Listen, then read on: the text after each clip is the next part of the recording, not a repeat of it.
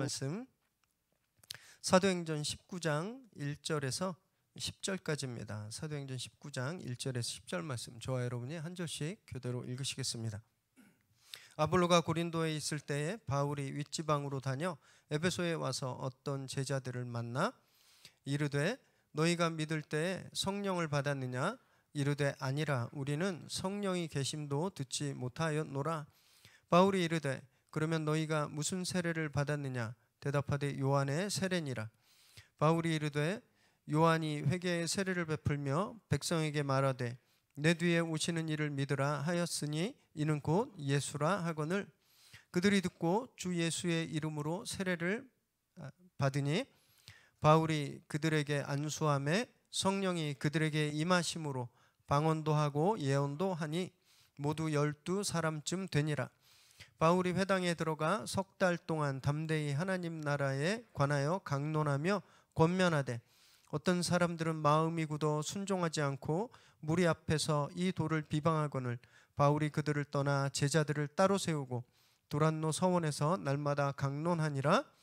2해 동안 이같이 하니 아시아에 사는 자는 유대인이나 헬라인이나 다 주의 말씀을 듣더라.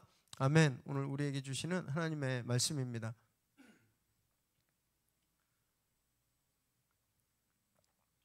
우리 성도님들 혹시 마담 투소 박물관이라고 들어보셨나요? 못 들어보셨죠? 네. 영국 런던에 이 백화점 본점이 있습니다. 이 박물관 본점이 있고요. 홍콩, 뉴욕, 암스테르담, 방콕, 자카르타, 싱가포르 등의 전 세계 약 20여 군데에 이 박물관에 지점이 있는데 밀랍 인형 박물관입니다. 셀럽들 또는 유명인들 실물이랑 똑같이 파라핀으로 밀랍으로 인형을 만들어서 전시해 놓은 박물관이에요. 3년 전에 쇼미더머니 아시나요? 이런 건데 거기서 홍콩에 방문한 어떤 그런 씬이 있었는데 그때 이제 홍콩에 있는 마담 투소 박물관이 나와서 한국에서는 좀 크게 알려지기도 했죠. 이곳에 이 박물관에 어떤 인형들이 전시되어 있는지 제가 사진을 좀 잠깐 가지고 와봤는데 한번 보시겠어요? 이 누군 것 같습니까? 비틀즈예요. 정말 그 너무너무 똑같아요. 그리고 이분들 누굴까요? 황태자비죠? 네. 조니 뎁 아시나요? 그 카리비안의 뭐 해적인가? 네. 그리고 홍콩의 마담 투소 박물관에는요 한국 연예인들도 있습니다. 네. 이게 잘 안 보이는데 박혜진 씨예요. 박혜진 씨. 제가 사진을 보고 누가 실물인지 좀 구별하지 못할 정도로 너무 잘 만들었고요. 이거 누굴까요? 우리 은진자매 닮은 이분, 네, 수지신데, 수지신데, 네. 누가 진짜인지 잘 모르시겠죠. 실물이랑 너무너무 닮았습니다. 그래서 진짜 얼핏 보면 누가 사람인지 누가 인형인지 모를 정도예요. 그래서 굉장히 유명한 곳이 되었습니다. 혹시 뭐 홍콩이나 싱가포르 가실 일 있으시면 그리고 오늘 예배로 참석하고 계신 유린에 싱가포르 있으니까 이 격리 끝나면 꼭 한번 유리 데리고 가보시기 바래요. 이 박물관에 구경하는 사람들 중에 이 인형이 살아서 움직일 거라고 생각하는 사람 아무도 없죠. 그렇죠? 그렇게 생각하는 사람 아무도 없습니다. 그냥 실물과 사람과 너무 똑같이 생겨서 놀라고 감탄할 뿐이지 그 인형이 막 움직이고 말하고 살아날 거라고 생각하잖아요. 그런 일이 일어나면 호러죠. 호러 무비, 공포 영화가 되는 거예요. 생명이 없기 때문입니다. 똑같이 생겼지만 생명이 없어요. 심장도 안 뛰고 피도 돌지 않는 겁니다. 그래서 안 움직이는 거예요. 너무나 당연한 말을 제가 하고 있는 것 같으시겠지만 우리 이 당연한 걸 굉장히 자주 잊어버릴 때가 있습니다. 생명이 있어야 움직이는데 근데 생명이 없어도 살아 움직인다라고 생각할 때가 있다라는 거예요. 바로 우리가 교회에 대해서 생각할 때 그렇다는 겁니다. 교회라고 제가 딱 단어를 던지면 머리에 딱 떠오르는 거 있으시죠? 그냥 배운 거 말고 성도들의 모임, 교제, 뭐 연합, 하나님의 나라 이런 거 말고 교회 딱 하면 머리에 떠오르신 거 있잖아요. 붉은 벽돌 건물. 그리고 높은 십자가 종탑, 뭐 목사님, 뭐 전사님 이런 교역자들 또는 교인들, 헌금 이런 것들이 우리 교회라고 할 때 우리 머리에 딱 드는 생각이에요. 이런 요소들만 다 모아놓으면 진짜 교회가 되는 걸까요? 밀랍 인형들도요 다 가지고 있습니다. 눈, 코, 입 똑같이 생겼어요. 팔다리 똑같이 있습니다. 그런데 우린 그 인형을 사람이라고 하지 않죠. 생명이 없기 때문에. 마찬가지로 건물, 사람, 조직, 상징들 이 조합 이 자체가 교회라고 우리가 착각할 때가 너무너무 많다라는 겁니다. 생명이 없는 그런 심볼들을 교회라고 생각할 때가 많은 거예요. 그래서 무슨 큰 성전을 짓는 그 교회당을 짓는 것을 지상 과제로 삼고, 그죠? 아니면 많은 성도들 몇만 명 이렇게 넘는 성도들을 등록시키는 걸 그걸 지상 과제로 삼고 그런다라는 겁니다. 밀랍 인형을 보고 저게 살아날 거다라고 생각하는 거하고 사실은 똑같은 그런 착각이라는 거예요. 그러면 무엇이 교회를 교회되게 할까요? 무엇이 교회를 살아나게 할까요? 바로 성령입니다. 성령께서 계시지 않으면 그 어떤 공동체도 교회가 될 수 없습니다. 저희가 사도행전 2장의 오순절 성령 사건을 저희가 묵상할 때 그 전에 교회가 아니었어요. 그냥 그 전에는 무리들이었습니다. 공동체. 그러나 그 무리들이 기도할 때 성령이 임하시고 나서 그 공동체가 교회가 되었습니다. 저희가 꼭 기억하셔야 되는 거예요. 오늘 본문에도 그런 사건이 나옵니다. 성령께서 한 자그마한 이방 공동체에 임하세요. 그래서 이 사람들을 교회되게 하십니다. 우리가 오늘 이 말씀을 나누실 때 동일하신 성령께서 이 현장에 또 비대면으로 예배드리고 계신 그곳에 충만히 임하게 되시기를 정말 바랍니다. 1절과 2절 말씀 읽습니다. 시작. 아볼로가 고린도에 있을 때 바울이 윗지방으로 다녀 에베소에 와서 어떤 제자들을 만나 이르되 너희가 믿을 때 성령을 받았느냐? 이르되 아니라 우리는 성령이 계심도 듣지 못하였노라. 오늘 본문은 지난 본문과 이렇게 오버랩되는 부분이 있습니다. 지난 본문의 18장 중반 이후에 보면 바울이 이제 고린도 사역을 마치고 예루살렘으로 귀환하죠. 그 가운데 갱그리아에서 머리를 자르고 에베소에 잠깐 머물렀다가 예루살렘에 갑니다. 그래서 예루살렘에서 자기 2차 선교 여행 보고를 한 후에 그리고 안디옥으로 가죠. 시리아 안디옥 교회에 가서 잠시 휴식하는 듯 하더니 바로 3차 전도 여행을 떠나게 되었습니다. 그런데 그때 아볼로가 에베소로 오는 거예요. 알렉산드리아 출신 아볼로가 에베소에 왔죠. 그래서 그가 열심히 복음을 전하고 강론하고 해당에서 유대인들과 논쟁했습니다. 그 모습을 보던 브리스길라와 아굴라가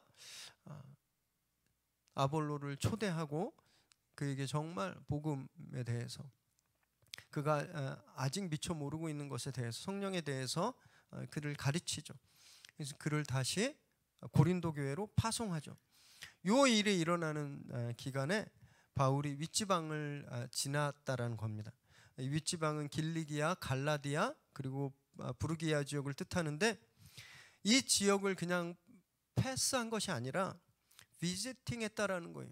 방문해서 그곳에 있는 교회들을 성도들을 격려하고 그렇게 다니고 다시 이제 에베소에 방문하게 되는 거죠. 지난주 본문 18장 20절 21절에 보면요. 원래 2차 여행에서 돌아오는 길에 에베소에 들렸었습니다. 바울은 그곳에서 회당에서 말씀을 전했는데 사람들이 더 오래 있어 달라고 청했어요. 자기들과 좀 더 오래 성경을 좀 가르쳐 달라고. 근데 일정상 시간이 충분하지 않아서 바울은 그들에게 하나님 뜻이면 내가 다시 오겠다 이렇게 약속하고 떠나게 되었는데 그 약속을 지금 지키게 된 거죠. 누가는요 여기 굉장히 짤막하게 바울이 윗지방을 다녀 에베소에 왔다, 정말 한 문장으로 이 바울의 이 여정을 간단하게 기록하고 있는데, 실제 살펴보면요 어마어마한 여정이었습니다. 지도를 한번 좀 보여주실까요? 네, 이렇게 저 조그맣게 그 나와 있는 그 바로 옆에가 안디옥입니다. 안디옥, 이게 잘 안 돼가지고요. 네, 안디옥에서 길리기아 쪽을 돌아서 갈라디아 쪽으로 해서 부르기아로 해서 에베소로 온 거예요. 저기 보면요 다소, 더베, 루스드라, 이고니온, 안디옥, 라오디게아 다 요 도시들이 있는데, 저것이 어느 곳이냐면 1차, 2차 전도여행 중에 방문하고 교회를 세웠던 곳이었습니다. 이 거리가 무려 2,400km가 됩니다. 2,400km. 2,400km를요 바울이 도시를 들어가서 그곳의 공동체를 방문하고 그들을 격려하고 가르치고 잘못된 것들을 훈계하고 또 다음 곳으로 도보로 이동해서 또 그렇게 가르치고 훈계하고 또 지도하고 2,400km를, 장장 2,400km를 그렇게 쉼없이 달려서 에베소에 온 거예요. 그 모습을 한번 상상해 보시기 바랍니다. 그의 열정 앞에 우리가 숙연해질 수밖에 없는 거죠.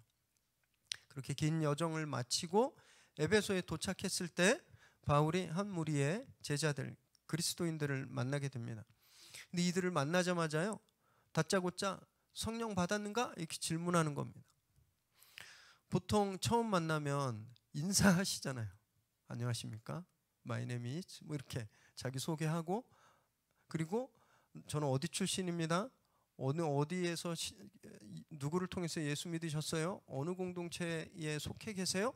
뭐 이런 질문이 있어야 되는 거 아닌가요? 지금 그 교회는 몇 명쯤 모이나요? 뭐 건물이 있나요? 뭐 상가교회인가요? 1년 예산은 얼마인가요? 이런 질문을 해야 되는데 그런 거 없이 그냥 단도직입적으로 당신들은 성령을 받았습니까? 이렇게 묻고 있는 겁니다. 2,400km를 환산해 보니까 6,111, 2 정도가 되는데, 이 6,000리를 한반도가 3,000리잖아요. 이 2배의 거리를 단숨에 돌파하고 아직 이렇게 가쁜 숨이 편해지지도 않았을 그때 바울이 질문해야 할 만큼 이 질문이 굉장히 중요했다라는 겁니다. 왜 바울이 이 질문을 했을까? 어쩌면요 바울이 이 2,400km를 이렇게 걸으면서 교회를 방문하면서 바울이 다시 한번 깨닫게 된 어떤 것이 있지 않았을까요? 자기가 1차, 2차 전도여행에 가서 열심히 전도하고 교회를 세웠는데 나중에 그 교회를 다시 방문하니까 자기가 생각하고 자기가 기대했던 것과 좀 다른 모습을 보지 않았을까? 저는 생각해 봅니다. 그리고 그 원인이 성령이 그들 가운데 충만히 계시지 않았다라는 것을 바울이 좀 깨닫고, 그래서 교회는 성령밖에 없구나, 이것을 확인하는 그런 여정이 아니었을까요? 그래서 바울이 오늘 에베소에 오자마자 만나자마자 이분들에게 물어보는 겁니다. 그리고 이 전 기록에 보면 물론 성령 충만함으로, 성령의 도우심으로 바울이 전도도 하고 사역도 하고 교회도 개척했지만 구체적으로 교회 공동체에 성령을 언급한 기록이 이전에 나오지 않습니다. 그래서 추론해 보건대 바울이 이 3차 전도여행을 하면서 성령님이 교회의 핵심임을 분명하게 더 깨닫게 되었다라고 저희는 해석할 수 있는 거죠. 그래서 다짜고짜 성령 받았냐고 물었는데 그들은 성령이 누군지도 모른다고 말하는 거예요. 성령이 계시는 일 들어본 적이 없다, 금시초문입니다, 이렇게 말하는 겁니다. 그래서 바울이 이들에게 성령을 소개하죠. 3절에서 5절까지 함께 읽습니다. 시작. 바울이 이르되 그러면 너희가 무슨 세례를 받았느냐? 대답하되 요한의 세례니라. 바울이 이르되 요한이 회개의 세례를 베풀며 백성에게 말하되 내 뒤에 오시는 이를 믿으라 하였으니 이는 곧 예수라 하거늘 그들이 듣고 주 예수의 이름으로 세례를 받으니. 바울은 이들에게 먼저 당신들이 어떤 세례를 받았는가 이렇게 묻죠. 그러자 그들이 자기는 요한의 세례만 받았다 이렇게 대답합니다. 그러자 바울이 이들에게 요한의 세례에 대해서 설명합니다. 이 설명을 듣고 그들이 예수 이름으로 세례를 받게 됩니다. 우리는 요 구절에서 이분들이 이 12명쯤 되는 이 분들이 누구인지 그 정체를 조금 더 구체적으로 유추해 볼 수 있게 되는데요. 어떤 학자들은 이들이 요한의 세례를 받았다라는 것 때문에 아마 세례 요한의 제자일 것이다 라고 주장하기도 하는데, 그것보다는요 아볼로의 제자였을 것이다 라고 생각하는 것이 훨씬 더 합리적입니다. 지난주 본문 18장 25절에 보면요, 아볼로가 열심히 전도하고 있었는데 그러나 요한의 세례만 알았다라고 되어 있잖아요. 아볼로가 브리스길라와 아굴라에 의해서 양육받기 전엔 그가 세례 요한의 세례만 알고 있었습니다. 그래서 성령 세례를 몰랐던 때에 아볼로가 그 브리스길라와 아굴라에게 양육받기 전에 요한의 세례만 알았을 때, 그때 그에게 복음을 전해받고 그때 그에게 양육받은 사람들, 그 사람들이 오늘 여기서 바울이 만난 사람들이다 이렇게 생각하는 것이 더 정황상 매끄럽죠. 브리스길라와 아굴라를 만나기 전에 아볼로, 그리고 지금 바울과 만나고 있는 이들이 알고 있는 요한의 세례는 물 세례입니다. 물로 죄를 씻어낸다라는 의미가 있는 이 죄 씻음의 이 회개의 세례예요. 그런데 여러분, 물 세례는 완전하지 않습니다. 왜냐하면 죄가 씻겨진다고 그게 끝나는 게 아니기 때문에 그래요.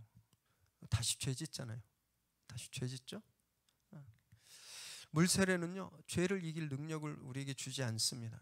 깨끗게는 해요. 그런데 다시 더러워지지 않게 하는 능력은 없다라는 거예요. 그래서 세례 요한도, 이 물 세례를 베풀었던 세례 요한도 세례의 완성인 불세례에 대해서 이야기했습니다. 마태복음 3장 11절 읽습니다. 시작. 나는 너희로 회개케 하기 위하여 물로 세례를 주거니와 내 뒤에 오시는 이는 나보다 능력이 많으시니 그의 신을 들기도 감당치 못하겠노라. 그는 성령과 불로 너희에게 세례를 주실 것이요. 자기는 물로 세례 주지만 내 뒤에 오시는 분은 내가 감히 그분의 시종도 들지 못할 만큼 위대하신 분인데 그분이 너희에게 불과 성령으로 세례 주실 것이다 이렇게 말합니다. 자기가 주는 물 세례는 그분이 주실 세례의 준비 작업이라는 거예요. 사람들이 죄를 씻고, 그래서 죄가 씻겨진 상태에서 그 성령 세례를 받게 하기 위해서 그 준비 작업이라는 것을 분명히 하고 있는 거죠. 그래서 불세례가 세례의 완성인 겁니다. 바울이 이것을 그들에게 가르쳤습니다. 그러자 그들이 예수 이름으로 세례를 받죠. 6절처럼 성령이 그들에게 임한 겁니다. 그랬더니 성령이 임하자 오순절 다락방에서 일어났던 것처럼 그들에게 방언이 터져나오고 예언하는 능력이 생긴 거예요. 예루살렘 교회, 마가의 다락방이었던 예루살렘 교회에 임하셨던 그 성령이 또 빌립 집사님에 의해서 개척된 사마리아의 교회에도 임하셨던 그 동일한 성령께서 오늘 이 에베소에, 아시아 지역에 있는 이 에베소 교회에도 성령이 임하신 겁니다. 이제 에베소 교회가 교회 반열에 들어가게 된 거예요. 성령님께서 동일하게 이 교회에 역사하고 계심을 증명한 겁니다. 그렇게 성령 세례를 받은 사람들이 7절에 보니까 12명쯤 되었다라고 되어 있습니다. 어떤 분들은 너무 이걸 알레고리컬하게 해석해서 이 예수님의 12제자, 이스라엘의 12지파, 에베소 12 이렇게 생각하시는데 꼭 그렇지 않습니다. 왜냐하면요, 만약에 누가가 진짜 그걸 의도했다면 12명이었을 것이다 이렇게 썼을 거예요. 근데 여기 12쯤 되었을 것이다. 우리말로 한 12, 3명쯤 되었어 이렇게 이야기하고 있는 거라 너무 그렇게 알레고리컬하게 해석하지 않으셨으면 좋겠고요. 지금 우리도 물로 세례 받죠. 그죠? 세례 받으실 때 기름으로 받으신 분 계세요? 끈적거립니다. 그거 안 좋아요. 깨끗한 물로 세례를 받고, 또 교단에 따라서는 세례란 말을 쓰지 않고 침례란 말을 꼭 쓰는 있어요. 그래서 물에 푹 담기는 침례를 주장하는 교단마다 이 세례에 대한 형식들과 의미들이 약간씩 다른데, 어쨌든 지금도 우리는 물로 세례를 받죠. 그러면 우리가 지금 물로 받는 세례가 이 제자들이 받았던 세례 요한이 주었던 물 세례와 무엇이 다를까요? 물은 똑같은 물인데 그럼 같은 걸까요? 같지 않습니다. 세례 요한이 베풀었을 때는요, 성령이 오시기 전에 베풀었던 겁니다. 그죠? 성령님이 오시기 전에 베풀었던 세례예요. 그러나 지금 우리가 받는 세례는 성령이 오신 이후에 받는 세례입니다. 그래서 같은 형식처럼 보이고 또 재료도 같지만 의미는 완전히 다른 거예요. 완전히 다릅니다. 세례 요한이 물로 죄를 깨끗게 하는 그런 세례를 베풀었다면, 우리는 성령이 오신 이후에 물 세례를 통해서 거듭남을 체험하는 겁니다. 죄가 해결될 뿐만이 아니라 그리스도인으로, 예수님의 자녀로 우리 거듭나는 거예요. 그것이 물 세례가 의미하는 겁니다. 그러나 그렇다고 해서 우리가 그럼 성령 세례를 받지 않아도 되는가? 그렇지 않습니다. 성령 세례는 반드시 받아야 돼요. 왜냐하면 우리를 거듭나게 하시는 그 성령님께서 우리를 생활하게, 살아가게 하실 능력도 주시는데, 그 능력은 성령 세례로만 받을 수 있기 때문입니다. 아기가 태어나는 것과 좀 비슷하게 생각해 보시면 되는데요. 갓난아기가 딱 태어날 때 얘 사람이죠. 사람. 그죠? 사람이에요. 그죠? 근데 사람 노릇 못 하잖아요. 애가 태어나자마자 막 옷 입고 고기 꺼먹고 막 그러나요? 그런 애기 큰일 납니다. 그런 애기는. 네. 그냥 태어나면 사람이지만 사람처럼 살 수 있는 능력이 없어요. 이런 것처럼 우리가 물세례를 받고 거듭나면 아기가 되는 겁니다. 중생, 본어게인, 다시 태어나는 거예요. 그렇다고 우리가 다시 태어난 사람처럼 하나님 나라 백성처럼 살아갈 수 있는 능력이 있는 건 아니거든요. 성령의 세례를 통해서 우리가 그 능력을 입는 겁니다. 그래서 물세례와 성령 세례는 우리도 지금 반드시 받아야 되는 거예요. 근데 이 순서가 바뀔 수 있습니다. 꼭 물세례 먼저 성령 세례 나중 이렇지 않아요. 사도행전 8장의 사마리아 교회에서는요, 물세례를 먼저 베풀었습니다. 그리고 나중에 예루살렘에서 기억나시죠? 베드로와 요한 사도가 와서 그들에게 성령 세례를 베풀었잖아요. 사도행전 8장에서는 물이 먼저 성령이 나중이었어요. 그런데 사도행전 10장에 고넬료 사건이 나오죠. 고넬료 집에서는요, 성령이 먼저 임했습니다. 베드로가 고넬료와 그 집에 있는 식구들에게 말씀을 강론할 때 성령님께서 먼저 임했어요. 그래서 베드로가 어쩔 수 없이 물세례를 나중에 베풀었습니다. 그래서 물세례와 성령 세례는 우리가 반드시 받아야 되는 세례지만, 이 순서는 꼭 무엇이 먼저일 필요는 없다라는 겁니다. 성령이 임하실 땐 여러 가지 사인들이 나타나죠. 오순절 다락방에서도 그렇고 곳곳에 성령 임할 때 사인들이 나타나는데, 오늘 여기서도 제자들이 그럼 방언과 예언을 체험합니다. 방언은 성령이 임하실 때 우리에게 주시는 은사, 그 사인들 중에 비교적 우리가 쉽게 볼 수 있는 은사예요. 다른 건 잘 티가 안 납니다. 환상 보는 거는 자기만 봐요. 옆 사람은 저 사람 환상 보나 꿈꾸나 이게 잘 모릅니다. 근데 방언은 하면 옆 사람도 알잖아요. 그래서 방언은 비교적 쉽게 드러나고 알아볼 수 있는 은사예요. 사도행전 2장을 비롯해서 성령이 임재하시는 현장에는 항상 방언이 터져 나왔습니다. 어떤 교단들은요, 이미 방언의 시대가 끝났다 이렇게 말하기도 합니다. 그래서 방언하지 말라고 해요. 어떤 신학교는 서약 씁니다. 입학할 때 방언 안 하겠다고. 비성경적이라고 그렇게 생각하는 교단 신학교도 있어요. 그 근거가 바울이 고린도전서 13장에서 방언도 폐하고 예언도 폐하고 이런 말을 했기 때문에 이제 은사 시대는 끝났다. 은사는 사도들이 사역했던 그 시대 초대교회에만 한시적으로 하나님이 주신 기프트다라고 이야기하고, 그 이후에 말씀이 정립되고 제도적인 교회가 생기고 이제는 더 이상 이런 은사가 하나님이 은사를 주시지 않는다. 그래서 끝났다 이렇게 말씀하시는데 전 꼭 그렇진 않다고 생각합니다. 고린도전서 13장에서 바울이 방언에 대해서 부정적으로 그리고 여러 곳에서 방언을 자제할 것을 이야기한 이유는 사람들이 너무 신기하니까 자랑해서 그래요. 막 잘난 척해서 막 회중 모여서 기도하는데 방언으로 막 하고 그러면서 저 사람은 아직도 방언을 못하네. 장로식이나 돼가지고 막 이렇게 남들을 우습게 여기고, 그리고 막 저분 방언하네, 막 너무 훌륭하네, 막 이런 일들이 교회 안에서 막 너무 일어나니까 방언은 선물이지 자랑할 것이 아니야. 그러니까 절제해라고 말한 거예요. 끝났다, 이제 없어, 이런 말이 아닙니다. 오히려 바울 사도가 지금 우리나라 교회에 오셨다면요, 방언 너무너무 안 쓰고 방언이 굉장히 희귀해졌는데 오히려 방언하라고 강조하지 않았을까 저는 생각합니다. 그러면 모든 방언은 성령 임재의 증거일까요? 그럼 모든 방언은 다 성령께서 하시는 걸까요? 꼭 그렇지도 않습니다.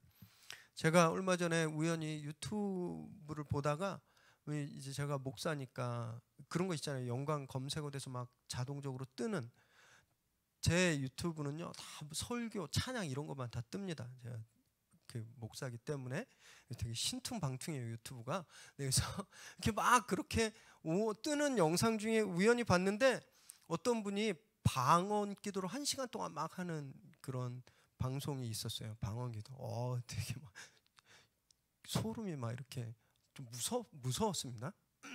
믿지 않는 분들이 그거 보면 와 진짜 교회 가고 싶은 마음 없어지겠다 이렇게 싶을 정도로 그냥 화면에 나오셔가지고 기도 제목 띄워놓고 계속 방언을 계속 하는 거예요. 계속. 놀랍게 그 기도 제목이 뭐였는지 아세요? 정치인을 저주하고 그 사람 죽여달라는 게 기도 제목이었습니다. 이 성령의 기도가 아니에요. 저는 분명히 그렇게 생각합니다. 그건 방언이 아니라 그냥 혁고인 주문이다라고 저는 판단하는데, 왜냐하면요 성령은 살리는 영이시기 때문에 그렇습니다. 창조 때부터 성령은 살리는 작업만 하셨어요. 흙더미에 불과했던 아담의 코에 성령이 들어가서 살아났잖아요. 그냥 사람들의 모임이었는데 성령이 임하시자 생명력 있는 교회가 됐습니다. 죽은 사람을 살리고 병자를 고치고 죄로 인해서 죽을 수밖에 없는 우리를 살리신 분, 성령님이세요. 성령님은 살리는 영입니다. 생명. 그런데 그 생명의 이름으로 누구를 죽이라고 기도하는 건 성령님이 주시는 게 아니죠.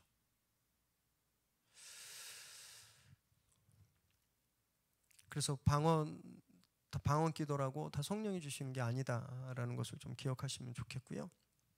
저는 그럼 현대 방언의 의미는 무엇일까 좀 생각해 보았습니다. 성령님이 주시는 기도잖아요. 성령님이. 그러면 성령님을 닮은 기도해야 되겠죠. 성령님은 생명의 영이고 진리의 영이시잖아요. 그러면 성령님이 주시는 기도는 살리는 기도여야 되고 진실된 기도여야 되는 거죠. 그래서 크게 들어서 이해가 되는 그 언어로 하는 기도도 또 때로는 특별하게 은밀하게 감추시기 위해서 남들이 들을 수 없는 어떤 외계어 같은 그런 방언으로 하는 기도든 간에 모든 기도는 생명을 담은 진리의 언어여야 된다라는 거죠. 저는 이것이 오늘날 현대 방언의 좀 의미가 아닐까 그렇게 한번 생각해 봅니다. 저는 그래서 저와 여러분들의 기도가 성령의 능력으로 정말 생명의 기도로 늘 바뀌게 되길 바랍니다. 우리가 기도할 때 살아나고 우리가 기도할 때 회복되고 우리가 기도할 때 거짓이 떠나는 그런 역사들이 정말 일어나게 되길 바랍니다. 이들이 또 예언을 했죠. 예언. 이 예언은요, foreseeing, 그러니까 점장이나 무당들이 뭐 7, 8월에 물 조심해, 뭐 귀인이 동쪽에서 올 거야, 뭐 이런 그 앞에 일어날 어떤 구체적인 사건들에 대해서 이렇게 점쳐주는 이런 주술적인 것이 아닙니다. 하나님이 가지고 계신 계획이 있으시잖아요. 하나님이 가지고 계신 계획, 그 계획을 보게 되는 거예요. 나한테 내일, 다음 달에 1년 후에 무슨 일이 일어나는가가 아니라 하나님이 나에게 가지고 계신 계획, 하나님이 우리에게 가지고 계신 계획, 하나님이 이 세상에 가지고 계신 계획을 볼 수 있게 되는 겁니다. 그것이 예언이에요. 예언. 그러니까 결국 말씀을 깊이 알아가는 능력입니다. 왜냐하면 하나님께서 당신의 계획을 말씀에 다 담아주셨기 때문에. 그래서 예언은요, 말씀 사역입니다. 참 신기하게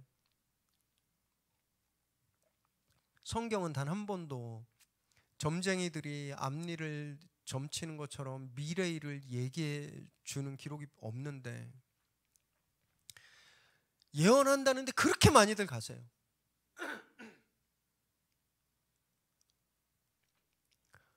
너무너무 참 안타깝습니다.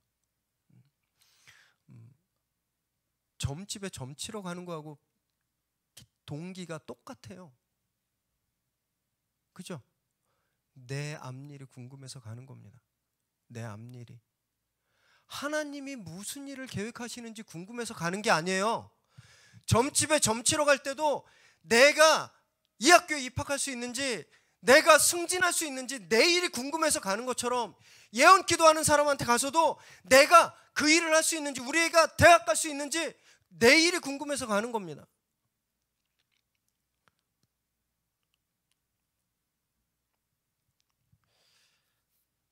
하나님 기뻐하시지 않으시죠? 굉장히 불쾌하실 것 같아요. 감히 내 이름으로 점쟁이랑 똑같은 짓을. 얼마나 불쾌하시겠습니까? 저는 저와 여러분이 성령께서 주시는 거룩한 안목, 하나님의 계획을 알아볼 수 있고 말씀을 통해서 하나님의 뜻을 발견할 수 있는 이 정말 거룩한 안목을 좀 다 지니게 되시기를 정말 바랍니다. 지금도 보면요, 말씀은 되게 잘하는데, 복음은 잘하는데, 예수에 대해서 너무너무 잘하는데, 교회에 대해서 잘하는데 정작 성령을 잘 모르는 분들 볼 때가 있습니다. 머리로는 아는데요, 영으로는 체험을 못한 거예요. 성령님이 어떤 분인지 모르는 거예요. 그래서 너무너무 힘들게 신앙생활합니다. 확신이 없으니까, 능력이 없으니까. 마치 시동이 꺼진 차를 막 뒤에서 막 미는 것 같은 그런 무거운 신앙생활을 하시는 거예요. 성령을 받으면 시동이 걸리고 정말 앞으로 쌩쌩 나갈 수 있는데 성령을 모르니까 그걸 끌고 가는 겁니다. 여러분, 이 세상 삶이 얼마나 힘드십니까? 얼마나 고단하세요? 매일매일 문제가 끊이지 않고 우리에게 오잖아요. 한 곱이 넘으면 또 와요. 쉴만하다 싶으면 옆에서 치고 들어오고, 어떨 때는 사방에서 한꺼번에 때로 우리에게 덤비기도 하죠. 성령님 없이는 정말 이겨낼 수 없는 겁니다. 성령께서 우리에게 힘 주실 때 그 능력으로 우리가 이 삶을 이겨낼 수 있는 거예요. 내 힘이 아니라 성령의 주신 능력으로 살아야 여러분 우리가 정말 제대로 믿음 생활을 할 수 있는 겁니다. 사랑하는 여러분, 믿을 때 성령 받으셨나요? 여러분 성령 체험, 성령 세례 경험하셨습니까?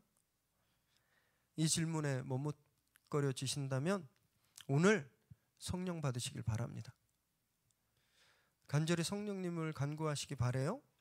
오늘 성령께서 오늘 이들에게 임했던, 오늘 이 에베소에 성령을 몰랐던 제자들에게 임하셨던 그 성령님께서 우리에게 오늘 충만히 임하실 줄 믿으시기 바랍니다.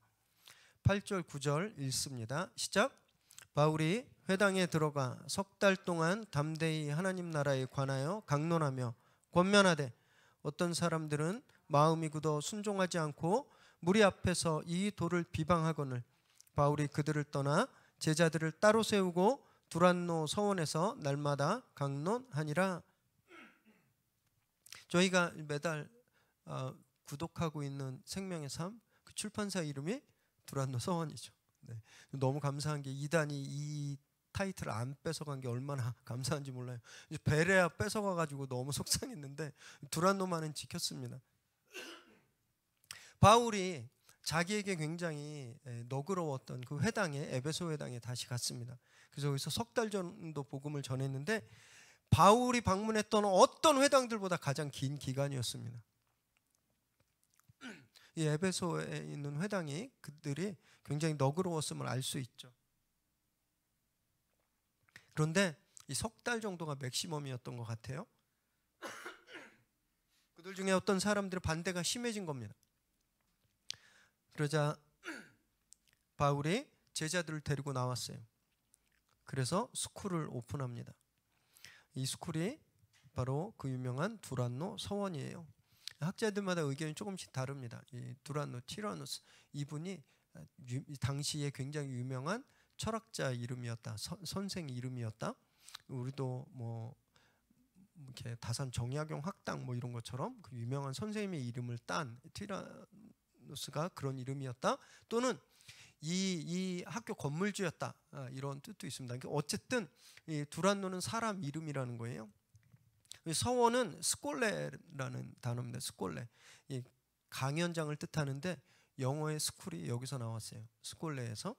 그러니까 바울은요, 두란노라는 사람이 소유한 강연장을 빌려서 학교를 만든 거예요. 제자들을 양육한 겁니다. 아마 거의 최초의 신학교다 이렇게 생각하셔도 되는데, 우리나라 성경에는 없습니다. 그런데 서방의 몇몇 사본들에는 여기에 추가되어 있는 말이 있어요. 5시부터 10시까지 가르쳤다, 이 말이 생략되어 있습니다. 그래서 학자들은 바울이 이 시간 동안 5시에서 10시까지, 우리 시간으로는 11시에서 오후 4시까지인데 이 시간 동안 강당을 빌려서 스쿨을 열었다, 이렇게 보편적으로 생각합니다. 그런데 이 시간은요, 오전 11시에서 오후 4시는 보통 당시 사람들이 잠자는 시간이었습니다. 낮에 너무 더우니까 오전 일찍부터 일하고 11시부터 밥 먹고 좀 자는 거예요. 쉬고. 그리고 해가 좀 넘어갔을 때, 오후 시간 됐을 때 다시 이어서 일을 했던, 그래서 이 시간 자는 시간이었습니다. 너무너무 더워서 일하기 어려운 시간인데, 여러분 그 시간에 에어컨도 없는 강의실에서 바울과 제자들이 공부했다는 겁니다. 말씀 공부.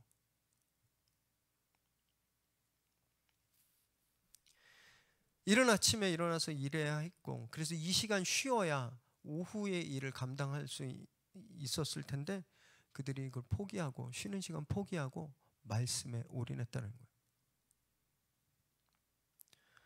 거예요. 열정이 정말 대단하죠, 그렇죠? 그 스승의 그 제자들이라고 할 수 있습니다. 그럼 말씀 공부는 이렇게 하는 거예요.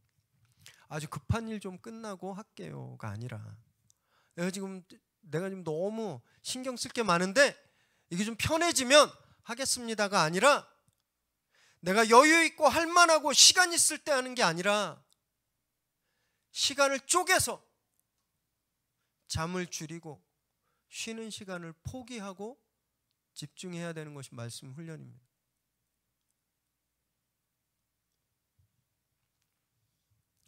저는 우리 위례 새로운 교회가 위례의 두란노 서원이 되길 정말 바랍니다. 지난주 저희가 커피 브레이크 개강하셨잖아요. 또 1:1 CES도 계속 되고 있는데, 여러분 우리 피곤하면 잘 안 들어가시죠? 바쁘면 안 들어가고, 회식 잡히면 안 들어오고.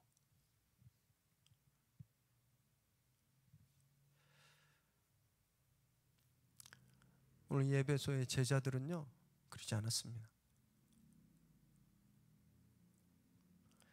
자기 휴식을 포기했어요. 우리보다 노동 환경도 훨씬 열악했을 거고, 우린 따뜻한 집이 있고, 겨울엔, 여름엔 시원한 에어컨이 있고, 편안한 의자가 있고,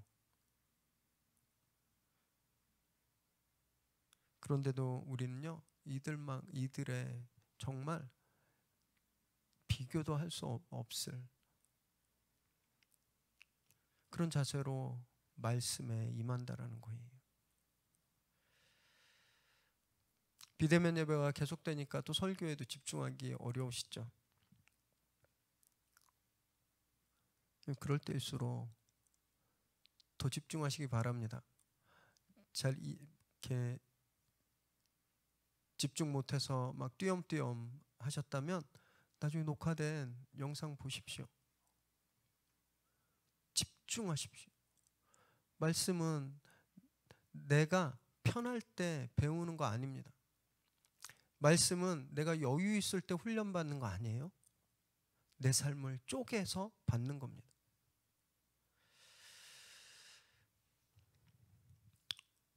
그리고 이해가 안 되고 궁금한 건 설교 플러스로 질문하십시오. 같이 이렇게 시간을 아끼고 쪼개고 같이 말씀을 연구하고 토론할 때, 여러분 그때 놀라운 일을 경험하게 되는 겁니다. 10절 읽으실까요? 시작. 2해 동안 이같이 하니 아시아에 사는 자는 유대인이나 헬라인이나 다 주의 말씀을 듣더라. 2년 동안이나 그랬습니다. 2년 동안. 바울이 나중에 저희가 나중에 살펴볼 텐데, 바울이 총 3년 정도를 이 에베소에 사역했는데 3분의 2 이 시간이 2년을 두란노 서원에서 매일매일 그렇게 말씀을 강론하고 제자들과 함께 생활했다라는 거예요. 그랬더니 아시아에 사는 모든 유대인 헬라인들이 다 주의 말씀을 들었다 그랬습니다. 에베소라는 도시뿐만이 아니라 에베소가 아시아의 수도였거든요. 그 아시아 지역에 사는 모든 사람들이 복음을 들었다라는 거예요. 말씀이 폭발적으로 확대되고 전달되었다라는 거거든요. 아마 두란노 서원에서 말씀 훈련을 받으면서 제자들이 진짜 힘써 전도했을 겁니다. 와, 이들이 어떻게 이 2년간 보냈을까 한번 상상해 보았어요. 아침에 일찍 일어나서 일하다가 남들 자러 가는 시간에 두란노 서원에 와서 바울과 막 땀을 뻘뻘 흘리면서 성경을 연구하고, 그리고 오후에 가서 일과 마치면 밤일 텐데 전도를 언제 했을까요? 전도를 언제 했길래 아시아 지역의 복음이 다 전달될 이런 일이 일어났을까요? 놀랍지 않나요? 저희 얼마나 부끄러워. 우리 핑계가 너무 많잖아요. 아우, 제가 잘 몰라서, 팬데믹이라 만나기 불편해서, 저분 괜히 껄끄러워서, 쑥스러워서, 시간이 없어서, 진짜 시간이 없어서 그런 건가요?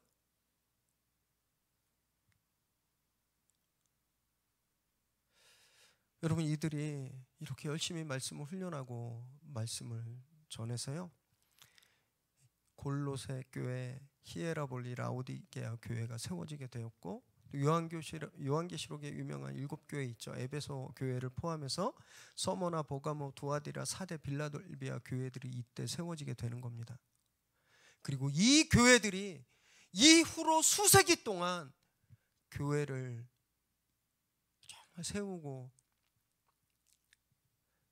이끌어가는 중심축이 되었어요. 정말 놀라워요. 원래 바울이 2차 전도 여행을 하다가 이 아시아 지역을 자기가 전도하려고 그랬었어요. 아시아 지역. 성령님이 막으셨죠. 그래서 유럽으로 마케도니아로 보내셨잖아요. 근데 만약에 그때 바울이 고집 부리고 아시아로 턴해서 이 에베소 지역, 이 아시아 지역을 전도했다면 어땠을까 생각해 보았습니다. 물론 어떻게 전도는 했겠죠. 그죠? 그리고 어떻게 교회들도 세워졌을 건데 이런 일이 일어날 수 있었을까? 전 아니라고 봅니다. 바울이 자기 계획을 내려놓고 성령님께서 이끄시는 대로 순종했습니다. 그랬더니 성령께서 생각하시는 가장 좋은 시간에 엄청난 일을 이루어 주신 거예요. 이 일들을 가능하게 하신 분이 성령님이십니다. 교회를 교회되게 하고 복음이 퍼져나가게 하고 사람들에게 말씀에 올인하도록 그들을 변화시키시고 그들을 훈련시키시고 그분이 성령님인 거예요. 그래서 우리도 성령을 반드시 받아야 합니다. 그리고 성령님께 온전히 이끌림 받아야 돼요. 그래야 우리도 상상할 수 없는 일들을 경험하게 되는 겁니다. 아직 성령 체험이 없으시다면 오늘 성령님을 초대하세요. 잘해보려고 마음 먹어도 늘 안 되시잖아요. 아무리 마음을 새롭게 먹어도 3일 지나면 그냥 풀어지는, 우리가 얼마나 많이 그렇게 힘든 믿음 생활을 하고 있는지 모릅니다. 오늘 간절히 성령을 구하시기 바랍니다. 그래서 성령께서 우리에게 임하셔서 강한 능력으로 우리 삶을 송두리째 바꿔버리는 그런 역사가 저와 여러분에게 일어나게 되기를 주님의 이름으로 축원합니다.